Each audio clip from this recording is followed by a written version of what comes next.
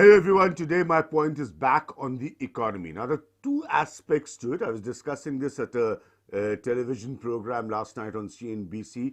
One is the fact that how to revive those sectors and revive them rightfully without the element of corruption or the element of corruption in the past being rooted out, being weeded out, to revive the sectors that are high employment generators. At the moment, there's so much of talk in India about the textile sector, of course, the automobile sector, and people losing their jobs. So it is also very important for the government to come out with a plan and with a strategy and also show a roadmap that this is the manner or this is the way we would want to revive these sectors at the earliest. And of course, in my opinion, as I said in the show yesterday as well, in my opinion, even real estate has to be looked at. There has been some revival programs coming from the government for Mumbai real estate sector from the Maharashtra Chief Minister Devendra Fadnavis. At the larger level, one has to look at the real estate as well, because that is also a very high employment generator. Of course, there's been enormous amount of corruption and black money passed to the real estate, but there is RERA now, and there are new regulations that have come in. Maybe this is the time, maybe this is the perfect time to restructure this.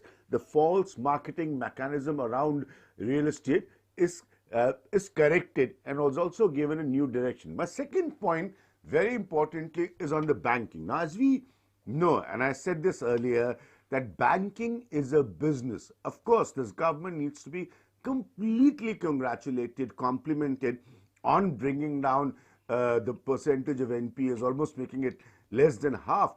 But at the same time, banking is also something that needs to be functioning regularly, better, and be closer to the consumer for a greater rotation of the economy. Now, that's very, very important. The past of what has been banking has to be corrected, and it is being corrected. But that does not mean that the future becomes almost banking-less. It's very important that those who need ways of lending for themselves, including small entrepreneurs, small businessmen, apart from big houses, forget that story for the moment, those who need that banking support should come forward. We also know how the Mudra scheme has worked for the government in the past. So we in India live in a huge unorganized sector. So from that point of view, any revival can only come through a certain degree of money being put back through the right means, without corruption,